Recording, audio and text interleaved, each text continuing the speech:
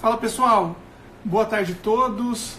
Vamos iniciando aqui a nossa segunda live dessa série sobre contratações públicas.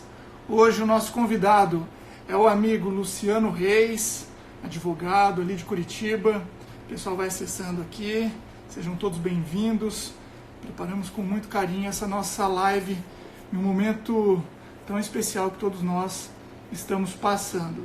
Então, o objetivo desse nosso compartilhamento de conteúdo e dicas é justamente contribuir de alguma forma com esse momento em que todos estão passando. Convidando aqui amigo Luciano Reis. Vamos lá. Fala, Luciano. Grande Tiossi, tudo bem? Eu estou ótimo, e você, meu amigo? Tudo bem, graças a Deus, tudo certinho. Estamos aqui à disposição. O pessoal já estava perguntando, vai começar, não vai começar? Já estava até chegando. Isso. Probleminhas técnicos que fazem parte de tudo que é ao vivo. Mas Tudo importante que conseguimos aqui nos conectar. Hoje já é a segunda live que eu saiba que o Luciano está realizando. Para quem não conhece, o Luciano é uma autoridade no direito administrativo, principalmente na área de licitações e contratos, advogado ali de Curitiba, mas com atuação em todo o cenário brasileiro, doutorando em Direito, professor dos professores, e para mim é uma satisfação enorme, inclusive, dividir o quadro da diretoria do Instituto Paranaense de Direito Administrativo com tão célebre amigo. Então é uma satisfação tê-lo aqui nessa nossa live.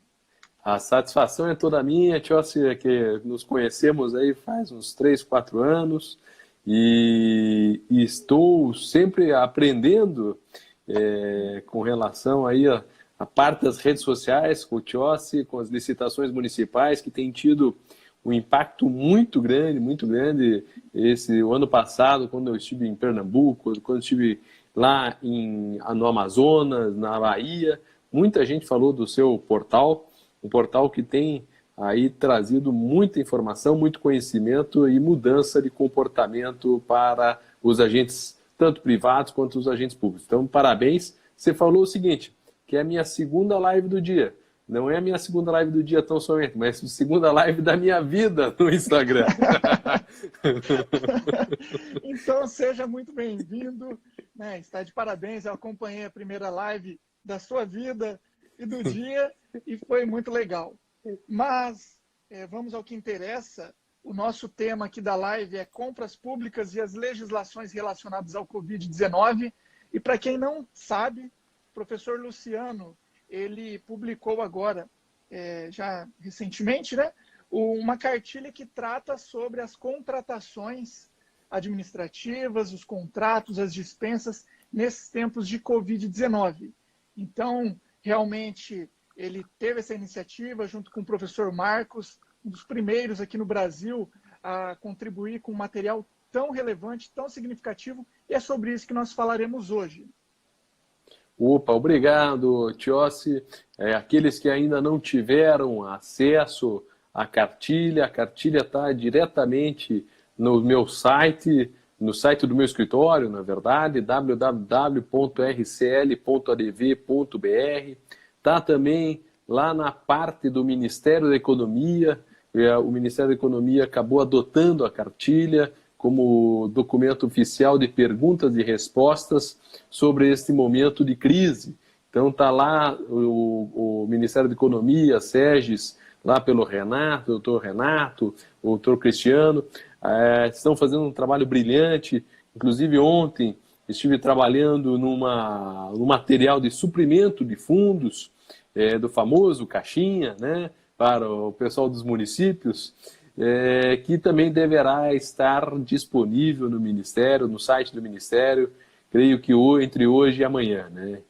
Então, eu agradeço. Quem ainda não conhece a cartilha, por favor, divulgue, porque hoje mesmo eu recebi uma mensagem no Facebook de um ex-aluno que não era daqui do Paraná até, ele perguntando, poxa, eu vou ter que usar o suprimento de fundos, mas eu já usei R$ 3.500 para comprar máscara. Eu falei, meu amigo, você ainda tem muito dinheiro para comprar máscara pelo suprimento de fundos, se for o caso de usar o suprimento de fundos nessa situação, já que não é, aqui nós não vamos estar falando de 4 mil, não vamos estar falando de 8.800, mas sim teto da modalidade convite, dos R$176 mil, né, para o suprimento de fundos. Então, veja só, com conhecimento. Por isso que, inclusive, o Tiossi é nosso parceiro, nosso colega lá da diretoria do Instituto Paranaense de Direito Administrativo, faz muito bem a campanha, né? A camiseta, não tem essa camiseta ainda, Tiossi? Um dia espero ter essa camiseta da conhecimento, integridade. Mais integridade igual transformação. Igual transformação. Então é com a informação que vai mudando, o pessoal vai conhecendo e vai podendo agir da melhor maneira. Show de bola. Muito pertinente essa questão do suprimento de fundos, é uma realidade não só dos pequenos municípios, mas da administração pública como um todo, e vale a pena, né, nós tecermos comentários sobre esse tão importante instituto que auxiliam principalmente agora, nesse momento emergencial, nesse momento de dificuldade, principalmente para a instrução dos processos licitatórios. A gente sabe da carência de material humano, muitas vezes na administração pública, em razão de dispensa de servidores nesse momento, para evitar aglomeração, e também no tocante à questão dos próprios fornecedores que estão com dificuldades para atender a enorme demanda, e muitas vezes o suprimento de fundos é a forma adequada, a forma célere para que o poder público consiga atender as demandas nesse momento tão importante. Então, acho que seria interessante o colega Luciano já tecer comentários sobre essa temática. E vamos aproveitar, porque essa temática, até eu peço desculpas que eu me virei ali, porque eu achei que estava um pouco escuro, e aí acendi uma luz, não sei se clareou. Clareou? Tá ótimo. O pessoal está escutando bem ou não? Isso, aqui está perfeito. Aí está perfeito. Então, o suprimento de fundos, ele é um nome que às vezes espanta, né, no âmbito dos municípios. O que seria o suprimento de fundos? O suprimento de fundos é o mesmo nome do adiantamento, mesma coisa de caixinha, caixa de toque, salvação, alguns chamam, né, cartão corporativo e assim por diante. E aí chamamos a atenção que o suprimento de fundos, ele é usado para as situações, segundo a própria Lei 4.320 e o Decreto-Lei 267, que são as normas nacionais que tratam no âmbito do Brasil sobre suprimento de fundos. Ele é usado para os casos em que não é possível aguardar o ciclo normal da despesa pública, né? O ciclo normal é dispensa, inexigibilidade ou licitação, né? A regra é licitação, ou a exceção na contratação direta, seja pela espécie dispensa, seja pela espécie inexigibilidade de licitação. Então, o suprimento de fundos é para aquelas situações anormais. E aí alguém deve estar pensando, mas poxa, mas você comentou da máscara e comprar pelo suprimento de fundos? Como até disse hoje pela manhã, junto com o Marcos Alcântara, e está isso na apostila, nós não estamos numa situação normal, estamos numa situação excepcional, anômala, que deve ter tratamento excepcional ou tratamento anômalo. Então, se nós conseguirmos fazer uma dispensa para comprar máscara de imediato, se estiver faltando, como a gente tem escutado muito que está faltando aí na ponta da saúde, máscara, luva, e dentre outros insumos, nós vislumbramos possível usar sim o suprimento de fundos. Por quê? Porque se você for fazer uma dispensa, hoje mesmo um município da região metropolitana de Curitiba me questionava e falava, não estou conseguindo orçamento, não estou conseguindo que eles me encaminhem proposta. E eles já falaram que por dispensa ou por licitação não vão fornecer. E aí eu falei, então, tente usar o suprimento de fundos. Por quê? Porque pode ser que numa situação em que o mercado, o fornecedor não queira se submeter diante de um escasso quantitativo de estoque e, ao mesmo tempo, a necessidade de um capital ligeiro, porque daí já foge de uma situação da contabilidade pública, mas sim uma situação de administração e contabilidade privada, ele fala, por dispensa não vou vender, mas se vier aqui passar o corporativo, eu vendo como estou vendendo para o hospital particular, como estou vendendo para a clínica particular. Então aí o suprimento de fundos pode ser uma boa ferramenta para esse gargalo de imediato. Agora, nós estamos já pensando em comprar máscara para a semana que vem. Temos estoque, temos no almoxarifado um quantitativo suficiente, e aí já aproveito, abre o parênteses, o Tiossi tem artigos sobre almoxarifado virtual, já ganhou prêmios aqui, que inclusive eu lembro aqui no Fórum de Gestão Pública do Estado do Paraná, Perfeito. Do Prêmio Gestor Público do Ano, Isso. Prêmio Gestor Público do Ano lá do nosso queridíssimo amigo, Dr. Laércio e toda a equipe dele. Aí sim, se você tem uma semana ainda de estoque, você vai pela dispensa, vai até pela licitação, se você entender que é 4 dias úteis, mas ter todos os atos necessários, você vai conseguir fazer, vai pela licitação, vai pela dispensa, senão vai pelo suprimento de fundos. E o suprimento de fundos, eu até gostaria de escutar a sua opinião, porque nós nos posicionamos, Tiossi, e aproveitando, já jogando a bola aqui, Sim. até pelo seguinte, que o Tiossi, a gente combinou que ia fazer a live, mas não combinamos antes as perguntas. Então fica aqui, já peço as perguntas. Para quem tiver pergunta, também faça a pergunta. Sim, recebi várias perguntas aqui, mas pode jogar para cá também. Eu vou jogar para aí. Porque a Lei 13.979, com a medida provisória 926, ela colocou o cartão corporativo, ou seja, que segundo os termos da lei, até o pessoal fica meio bravo, fala que eu uso muito a expressão cartão corporativo, mas é para ficar mais fácil, aqui, cartão do governo, como que é o nome que eles colocam na lei? Aqui, eu vou permitir colar aqui do artigo 6º-A, cartão de pagamento do governo, cartão corporativo, já fica mais fácil. E alguns falaram, mas olha aqui, o artigo 6º-A da Lei 13.979 diz que tem que ser pago por meio do cartão de pagamento do governo. Esse trecho do artigo 6º é norma federal, não é norma nacional. Ou seja, se o município usa TED, usa cheque ainda, O cheque era mais do meu tempo, quando eu estava. Ou usa outra forma, ora, você vai operacionalizar do teu jeito. Ou seja, como você vai fazer esse instrumento é do seu jeito. Tá bom? E, claro, a nossa posição é que cartão corporativo também não é para usar sem justificativa. Ou seja, tem que ter uma pesquisa de preço, nem que seja rapidíssima, mas bem rápida mesmo, ou seja, só para balizar o valor, falar que não está discrepante do mercado. Não sei se você concorda comigo que essa parte é norma federal, Tiossi. Concordo.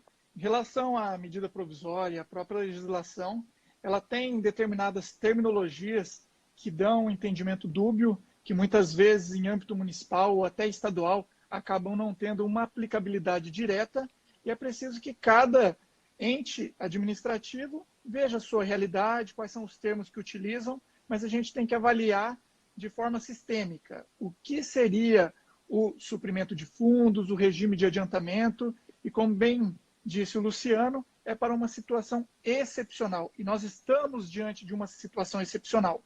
Hoje, pela manhã também, alguns servidores do âmbito municipal me encaminharam mensagens falando da dificuldade para formalizar um processo, mesmo mediante dispensa de licitação. Porque a dispensa, ela necessita, por mais que a legislação tenha flexibilizado, reduzido prazos, ela necessita de uma certa formalização. Então precisa ali da justificativa do preço, da especificação adequada, do próprio parecer jurídico. e como, diante de uma situação excepcional, o poder público vai aguardar essa procedimentalização. Então, o suprimento de fundos, muitas vezes, é a única forma que o poder público tem para adquirir da forma adequada. Tudo isso, é claro, justificado no processo administrativo pela autoridade competente. E aí eu já passo uma pergunta para o Luciano, se a Lei 13.979 ela é autoaplicável ou se necessita de uma regulamentação, seja por legislação ou por decreto, em âmbito municipal principalmente. Certo, Tiossi.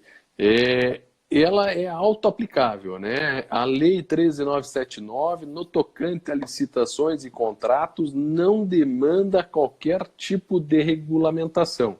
Ela pode ser aplicada imediatamente, né? Imediatamente ela pode ser aplicada. Ah, mas eu quero regulamentar por um decreto. Por quê? Porque eu quero estabelecer um iter procedimental específico da dispensa do coronavírus, da dispensa da Lei 13.979.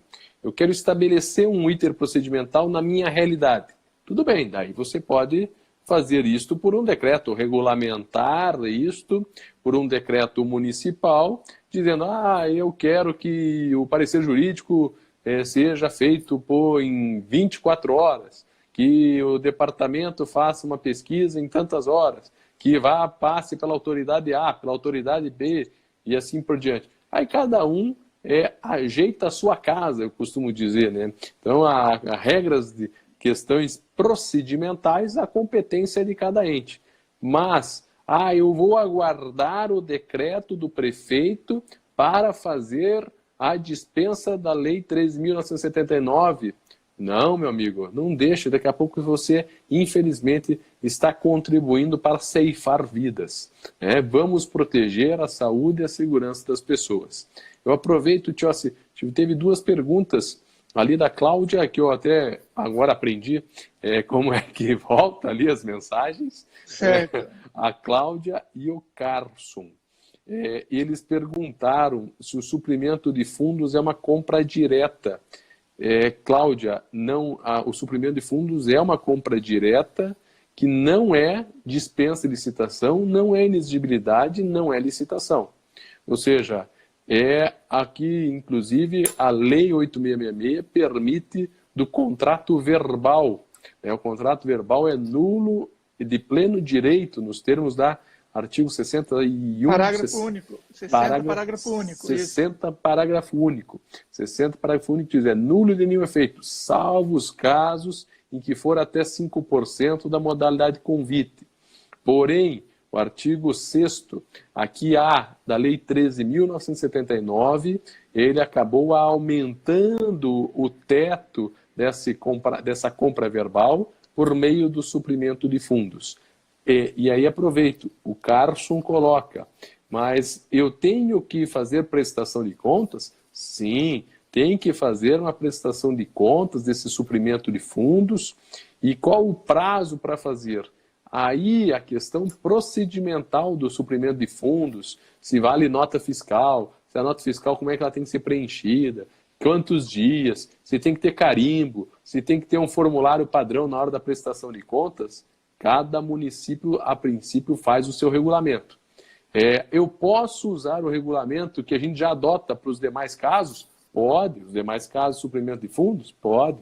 Não vejo qualquer problema. Então, desculpa, Tiossi, só para não deixar tanto a Cláudia quanto o Carson que estão nos acompanhando aqui sem resposta. Não, perfeito. Maravilha. E até no tocante essa nova legislação, o pessoal perguntou se ela trata apenas de casos de dispensa de licitação ou se ela trata de procedimentos também inerentes a modalidades. O pregão, ela traz procedimentos novos para as contratações convencionais?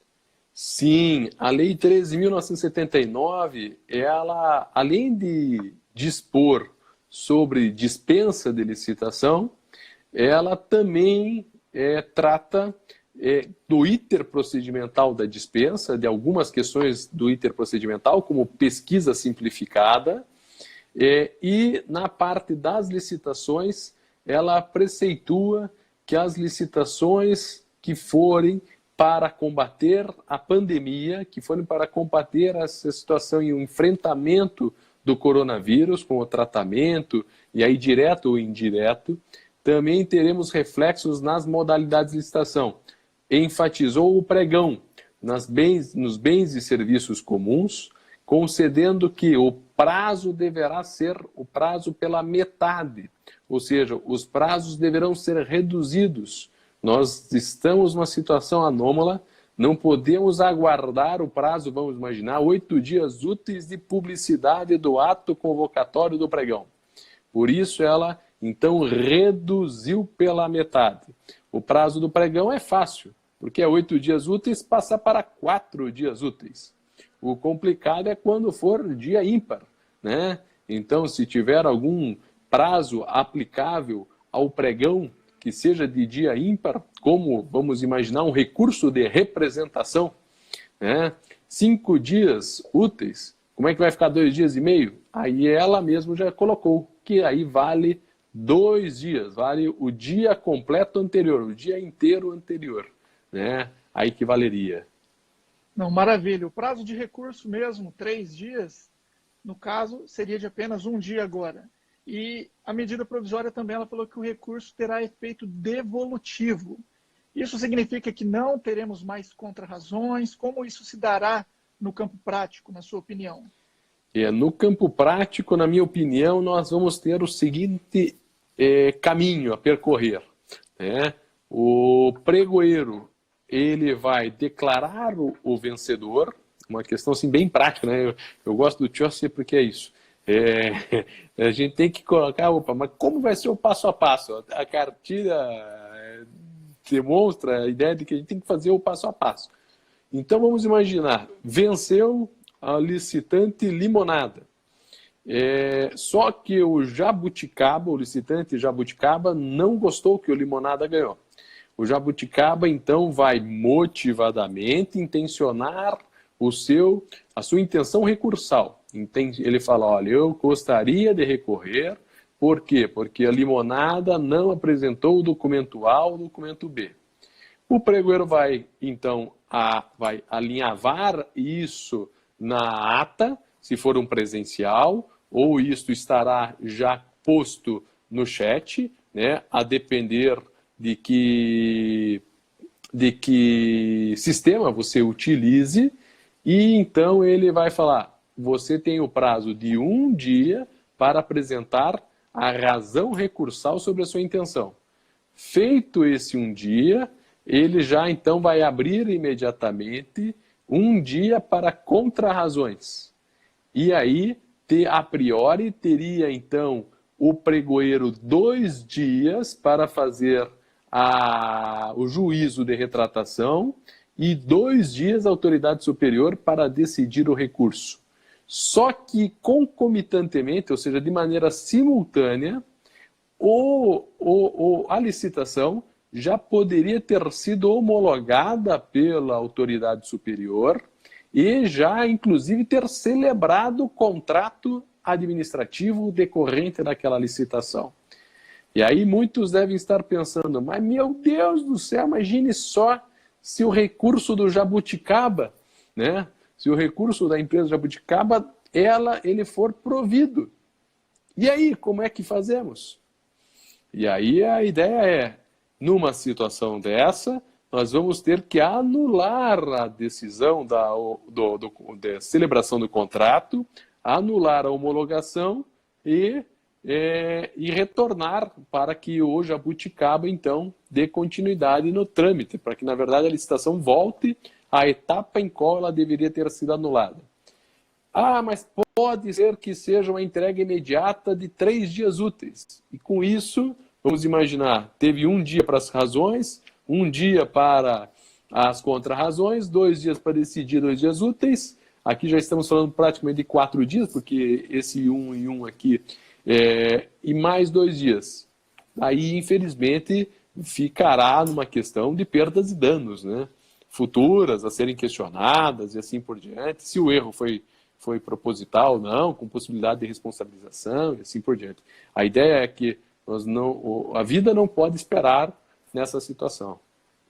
Perfeito, maravilha. Eu recebi algumas perguntas também no sentido de que se nós nos apegarmos a essa nova legislação, são apenas as contratações relacionadas a serviços de saúde ou qualquer outro tipo de serviço, aquisição de bens que eventualmente tem uma relação indireta. A título de exemplo, contratação de refeições para servir esses profissionais da saúde, de marmitex, ou até mesmo serviços de publicidade, como o marketing digital, para que o gestor público consiga, de uma maneira assertiva e célere, passar a sua mensagem, o que abre, o que fecha, as informações do funcionamento da saúde naquele município. Se esse tipo de contratação, que também tem uma relação, mas não é uma relação direta, se pode se apegar a essa flexibilização, a esses procedimentos inerentes à legislação. No nosso ponto de vista, Tiossi, a lei ela coloca da seguinte maneira, eu vou permitir colar aqui, inclusive do texto legal. Por isso que eu já peço desculpas que eu, diferentemente do professor Tiossi, que tem tripé, tem um estúdio em casa, como é a minha segunda live, eu tenho que ficar segurando, né? E eu perguntei para minha esposa se cadê o pau do selfie que a gente tinha? Não, nós perdemos o pau do selfie. Então eu fico segurando e às vezes a mão cansa. Mas veja só o seguinte, no artigo 4º da nossa Lei 13.979, ele fala que essas situações elas serão usadas, destinadas ao enfrentamento da emergência de saúde pública de importância internacional decorrente do coronavírus de que trata esta lei. Então, é para enfrentar a situação, colocou aqui, preferiu até colocar emergência, eu acho que já deveria ter colocado calamidade, porque eu já sou daquela ideia de que emergência é um comprometimento parcial, e aqui nós estamos num comprometimento substancial. Aqui me parece que não está dizendo, e não deveria, e assim como não disse, não deveria dizer, que tem que ser para o fim. O interesse público ele estará protegido aqui numa situação, como no caso ora vivenciado, seja para comprar uma luva, seja para contratar um serviço, vamos imaginar, de divulgação, de informação, para que venha a preservar a saúde das pessoas. Então, comprar marmitex.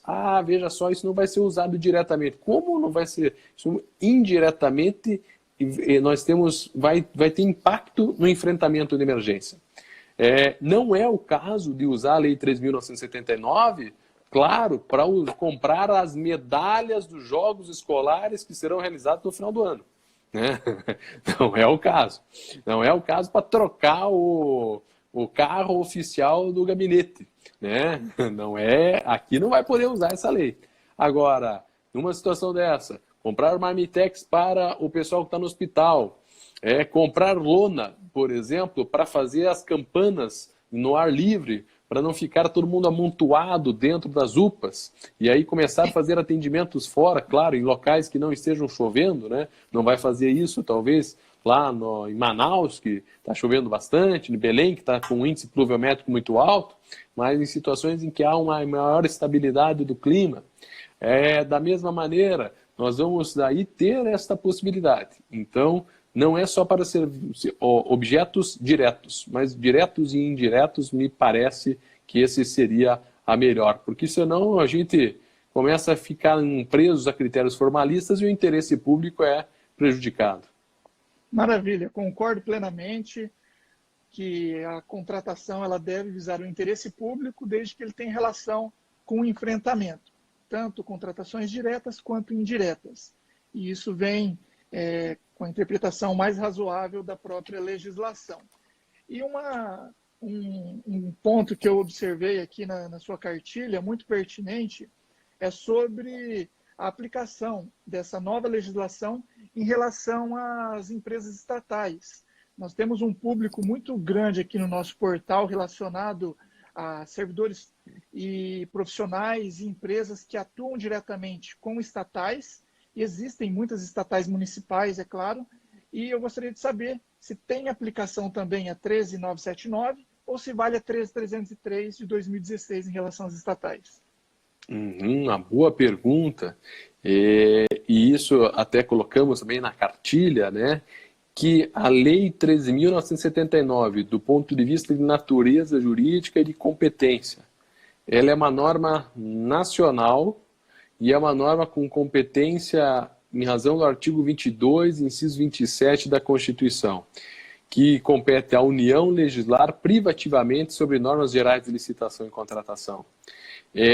Claro que no inciso 27 do artigo 22 tem a questão ressalvada às empresas estatais, tanto que hoje as empresas estatais, desde 2016, temos a Lei 13.303. Mas a lei do coronavírus, podemos assim dizer, né? A lei do coronavírus, ela é uma lei, uma norma geral de aplicabilidade especial, né? Então, ela é uma norma geral de aplicabilidade especial.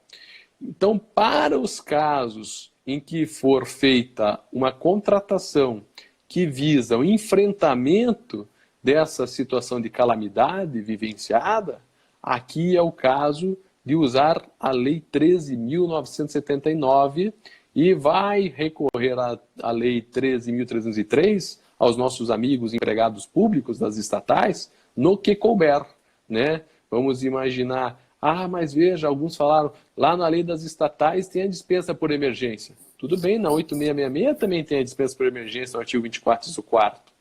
Assim também tem lá no, se a memória não tiver falha, no 28 da 13.303, né? Mas o que acontece? Aqui nós estamos falando de uma situação especialíssima, né? Uma situação especial. Então não é a emergência que eu digo até, acho que na cartilha, se não me engano, eu coloquei, eu e o professor Marcos Alcântara colocamos emergência, entre aspas, geral. Aqui é a emergência, a calamidade específica do coronavírus. E aí uma questão que chama a atenção, Tiossi, uma pergunta que me fizeram. Mas eu quero comprar algo e usar essa dispensa, usar essa diminuição do prazo do pregão, usar esse suprimento de fundos maior para um objeto que seja não específico do coronavírus, mas um objeto específico ao combate da dengue. Eu quero comprar a questão dos pesticidas, inclusive, e da questão dos... como que era aquele aerosol que nós passamos no corpo para o mosquito não pegar? Como que é o nome? Não recordo agora. Poxa, o pessoal da live vai ajudar aí. Como que é? Você compra repelente.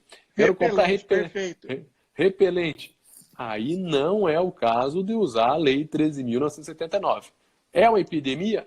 Mas daí você vai usar só a 8666, só a Lei das estatais e assim por diante. Perfeito, perfeito. Luciano, tem um ponto aqui que me chama muita atenção na legislação, que é o artigo 4º, a linha C, que ele fala que para contratações de bens, serviços e insumos para enfrentamento da emergência, não será exigida a elaboração de estudos preliminares quando se tratar de bens e serviços comuns. Então, subentende-se que, no caso de bens e serviços comuns, não precisa, e nos demais existe essa necessidade.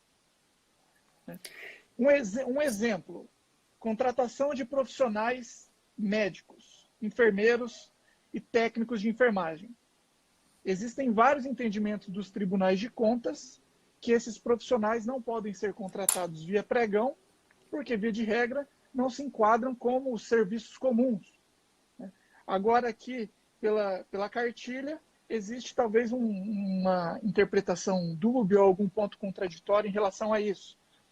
Que serviços de profissionais médicos, eles são comuns ou não são comuns? Para contratar um enfermeiro, para contratar um profissional para auxiliar na saúde, será necessário o termo de referência ou não?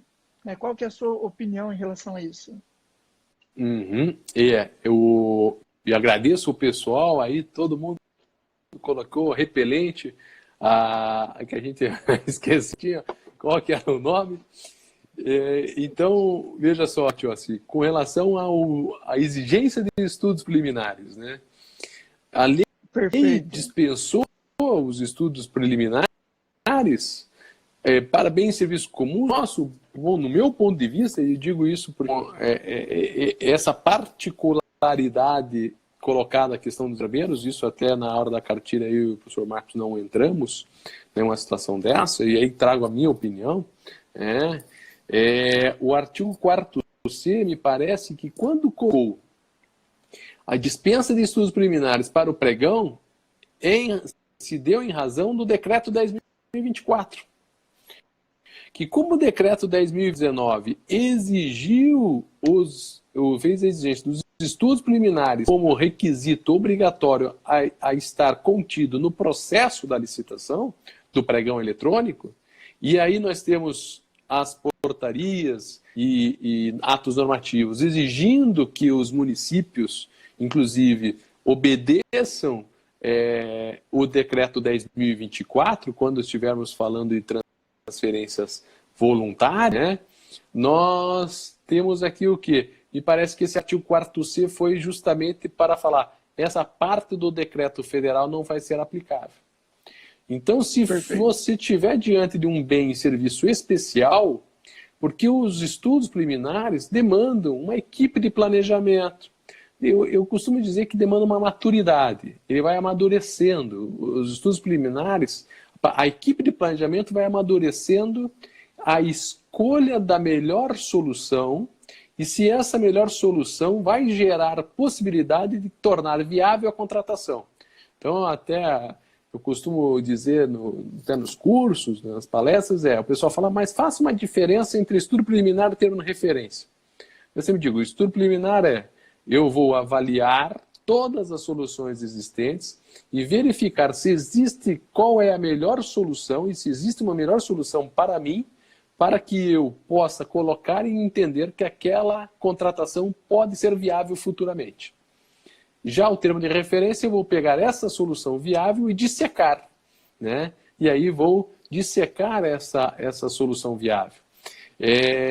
Aproveito aqui, né, o pessoal está perguntando onde está a cartilha. A cartilha está no site do Ministério da Economia, na parte das compras governamentais, ou também está no meu Instagram, né? No meu Instagram, eu comecei no final do ano passado, inclusive, depois do Congresso Paranense de Direito Administrativo.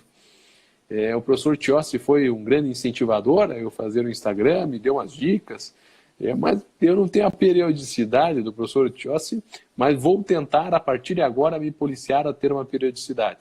Então, eu deixo aqui meu Instagram, @LucianoEReis, né? E está no Facebook, está no site do meu escritório, a cartilha. A nossa colega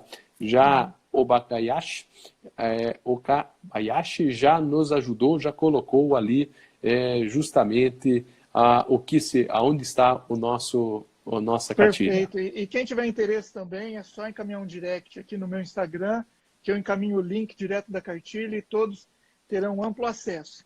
Isso daí é só uma pontinha do iceberg, é só uma pontinha do conhecimento do Luciano, por isso que eu fui um incentivador para que ele viesse realmente para as redes sociais, porque ele tem muito para contribuir com a gestão pública de uma forma geral, porque tem conhecimento tanto prático quanto teórico. Então, vale muito a pena avaliar o material. E falando de material, Luciano, um ponto interessante ali da sua cartilha é sobre a questão de contratação de pessoa física. Isso é uma dúvida recorrente até nas licitações convencionais, e daí a cartilha ela também aborda essa questão, se é possível ou não a contratação de pessoas físicas, seja por licitação ou por dispensa. Qual que é a sua opinião? Plenamente possível. Não vejo qualquer motivo para obstaculizar pessoa física de ser contratada, salvo se o objeto não comportar. Né? Salvo se o objeto não comportar como? Eu preciso contratar uma empresa para prestar o serviço de limpeza, já que eu estou abrindo uma área a mais no meu hospital, né? Então eu não posso contratar 10 pessoas, preciso contratar uma empresa para que essa empresa faça o seu recrutamento e faça a limpeza, né? Por uma questão até de facilidade de gestão e assim por diante. Ah, não, mas eu preciso... isso acontece muito em cidade pequena, né? Ainda mais diante de uma crise dessa. eu preciso de contratar uma pessoa para fazer, vamos imaginar, o conserto de um equipamento. E aqui nós temos uma pessoa física que faz o conserto do equipamento, que está um equipamento hospitalar. Vamos imaginar, faz a manutenção da cadeira odontológica ou faz algo do gênero. Não tem problema nenhum de contratar pessoa física. É claro que sempre temos que sopesar se o objeto comporta, se isso gerará ou não gerará uma facilidade ou não com relação à gestão e fiscalização que possa impedir um anseio da administração, né? Um anseio. Não, maravilha. E uma pergunta que eu recebi é sobre a necessidade de formalização de um contrato administrativo para fazer frente a esse tipo de contratação. Ou se a nota de empenho, aquilo que está lá no artigo 62 da 8666 é suficiente. Qual que é a sua opinião? Isso. Aplicável aqui, numa situação dessa, continua sendo aplicável o artigo 62 caput e 62 parágrafo 4º da Lei 8666. Isto representa dizer que, se for uma obrigação que esteja dentro da modalidade convite, ou seja, o valor do contrato, o valor da relação jurídica negocial entre a administração contratante e o terceiro contratado, esteja dentro do patamar do convite, nós podemos substituir. Ou ainda, se for uma compra com entrega imediata, sem obrigações futuras, nós podemos substituir em todo e qualquer caso o termo de contrato por instrumento equivalente, e normalmente esse instrumento equivalente, o instrumento congênero mais utilizado é a nota de empenho. Daí a nota de empenho vai ter tanto o papel contábil e o papel da Lei 4.320, o papel que, a função, podemos assim dizer, a função desse papel, a nota de empenho, vai ser a função de empenhar antes de contrair a despesa, como a primeira fase da despesa pública, né? Quanto na que nós estamos falando, ele vai ter o papel jurídico de instrumentalizar a relação jurídica negocial entre a administração e o fornecedor. Não, perfeito, maravilha. E a gente sabe que as contratações diretas, de uma forma geral, elas são criminalizadas, né? Embora exista já no artigo 37, inciso 21 da Constituição Federal, ressalvados os casos previstos em lei, né? A própria lei de licitações traz de forma expressa quais são essas possibilidades de contratação direta. Daí vem a lei 13.979 falando também sobre dispensa de licitação. E o que tenho visto muitas vezes é um receio por parte da autoridade competente e também do próprio parecerista para emitir a sua opinião técnica jurídica de se aquele caso eventualmente se enquadra nessa nova legislação, se não se enquadra, porque até uma crítica na própria legislação, talvez em razão da extensão continental do nosso país, a legislação ela é sempre pensando primeiramente em atender às necessidades da União, mas se nós pegarmos ali o artigo 4º, a linha D, ele fala o seguinte, isso relacionado à pergunta anterior, que era sobre necessidade de contrato. O gerenciamento de riscos da contratação somente será exigível durante a gestão de contrato. Só que no âmbito municipal, pelo menos o que eu tenho visto, é que não existe gerenciamento de risco. O gerenciamento de risco é algo novo, que surgiu agora em razão do compliance, dos programas de integridade. Então, é uma terminologia teoricamente nova, embora no campo prático, isso daí já deveria existir há muito tempo, uma questão de planejamento, de organização, de fiscalização, mas eu tenho percebido nessa lei 13.979 algumas terminologias que ainda acabam auxiliando para esse medo do gestor público em optar por essa legislação.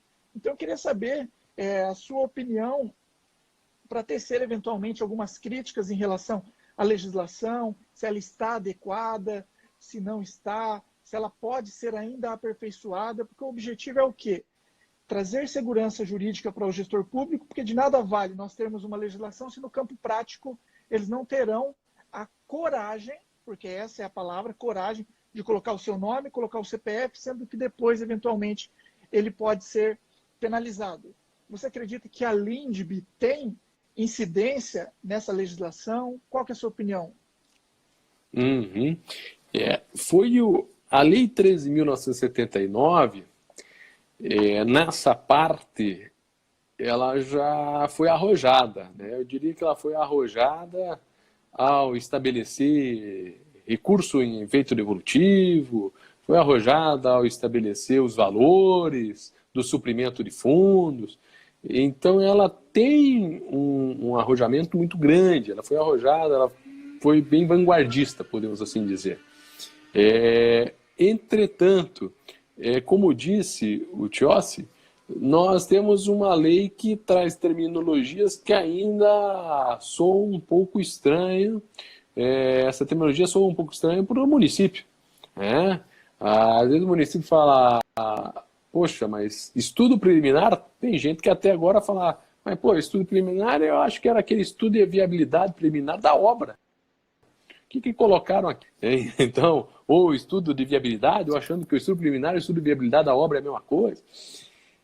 Então, a gente tem que tomar uma certa cautela.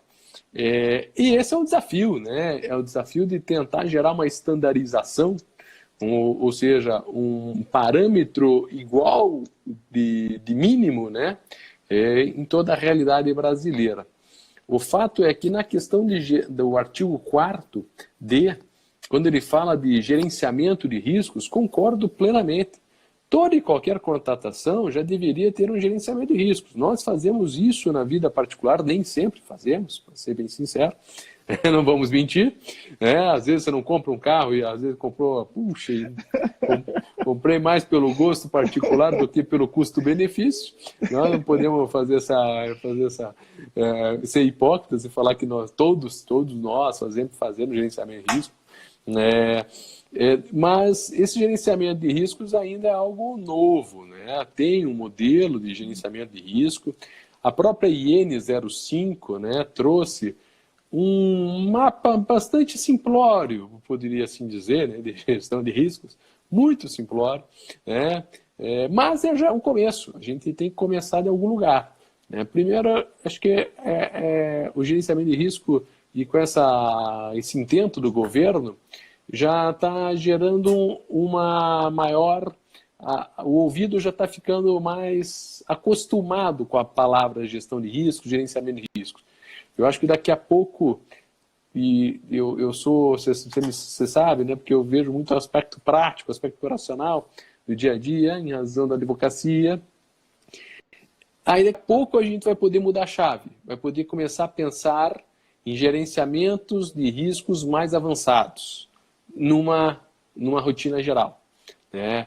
Porque hoje a gente vê boas gestões de riscos e gestões de crises em empresas estatais, já tem boa parte das empresas estatais, e em obras maiores, né? Obras significativas, empreitadas significativas. Aí eu digo assim, e os contratos de concessão de serviço público em que o gerenciamento de riscos é bem interessante, apesar de, que nem já chegou semana passada, uma questão de um parecer justamente em razão do gerenciamento de risco que não calcularia uma situação tão anormal como essa e agora como vai ficar uma dada concessão de serviço público.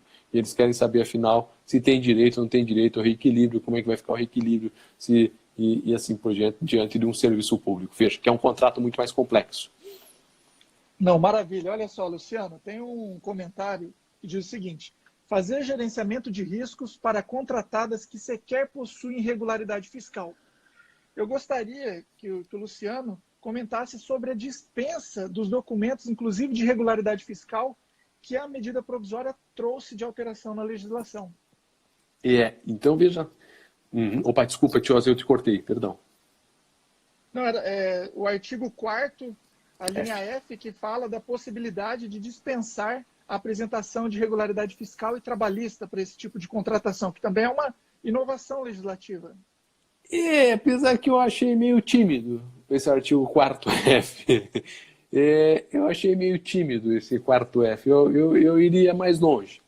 Porque o artigo 4º F, ele, querendo ou não, quando coloca que eu posso dispensar regularidade fiscal e trabalhista mas nunca vou poder dispensar a Seguridade Social e o cumprimento do artigo 7º, inciso 33, mas eu posso dispensar a regularidade fiscal e trabalhista quando houver restrição de fornecedores ou prestador de serviços.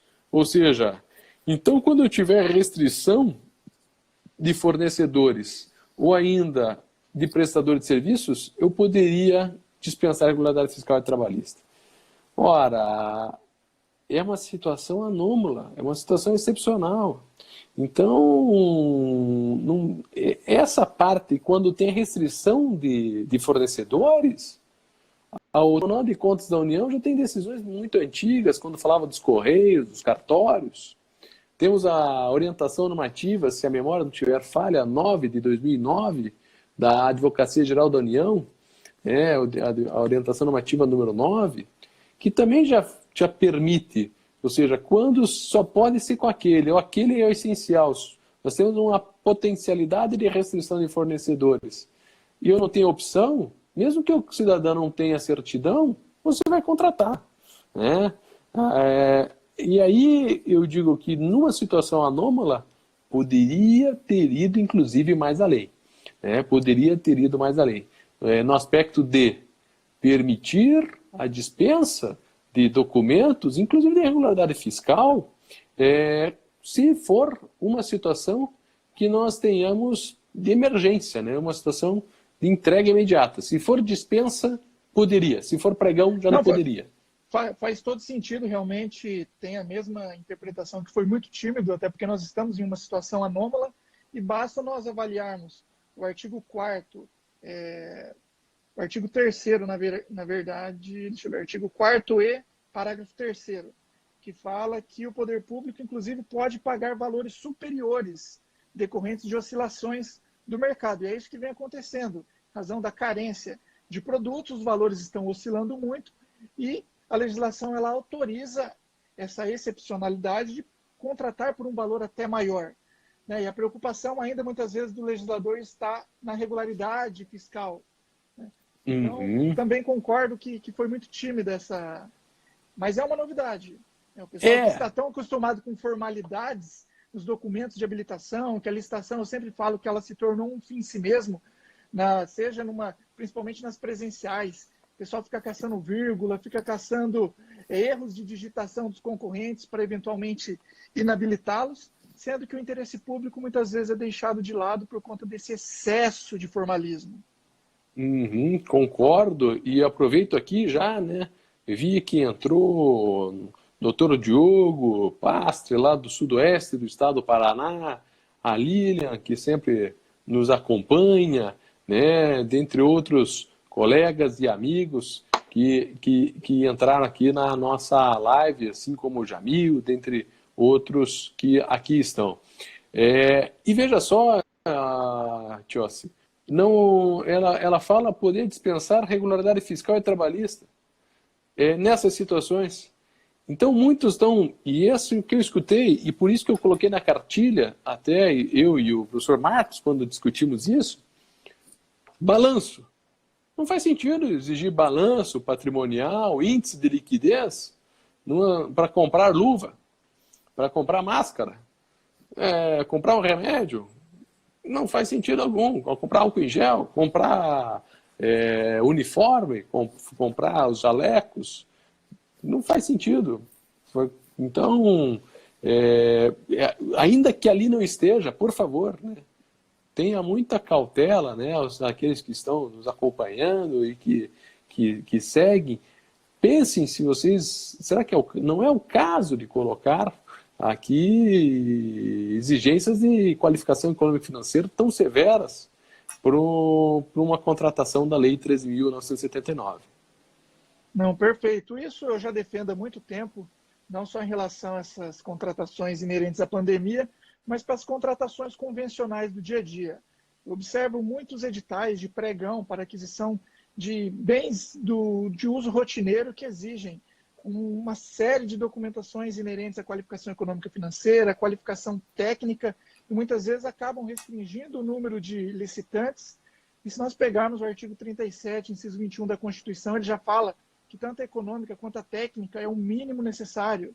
E muitas vezes o pessoal pega tudo que está lá na legislação e insere no edital. E isso dificulta, isso reduz o número de interessados. Então, minha orientação, solicitem o mínimo necessário, né, para que você garanta a contratação da proposta mais vantajosa. E veja, a Cleo até colocou aqui, né, doutor Diogo, então um grande abraço, a Cleo colocou aqui, passei por essa situação hoje, a empresa não tinha justamente a regularidade da Seguridade Social. Isso foi até um debate que eu vi, acho que ontem, no grupo do pessoal do Ministério, do pessoal dos colaboradores lá, que o Tiossi está presente, né? A questão de por que não afastar a regularidade social? Eles não afastaram a regularidade social e nem o artigo 7º, inciso 33, o 33º, em razão deles estarem previstos na Constituição. Em razão de estarem previstos na Constituição. Mas eu digo o seguinte, Cléo, se for essencial o objeto, for o único fornecedor, e esse não tenha o INSS, a certidão de INSS, passa para frente e contrata. Justifica e contrata. E aproveitamos ainda que quando hoje a certidão do INSS ela é conjunta, né, com a Receita Federal. E que nós tivemos, inclusive, a medida provisória que daí não entrou na Lei 3.979, mas a medida provisória de ontem, né, a 927, que ela colocou prazo de 180 dias, com possibilidade de prorrogar as que vencerem. Então, vocês, pregoeiros, devem estar atentos. E hoje saiu a portaria conjunta 555, né? Portaria conjunta 555, de 23 de março. Portaria conjunta da Secretaria Especial da Receita, que as certidões da Receita Federal, ou seja, a certidão conjunta, do INSS com a Receita, né? Que a gente chama de conjunta. Eu lembro quando eram 3, né? Ou seja, é ruim que quando você vai falando que na época que eram 3, a Seguridade Social tinha e as outras 2 federais, já vai denunciando. Depois transformaram de 3 em 2, agora de 3 em 1.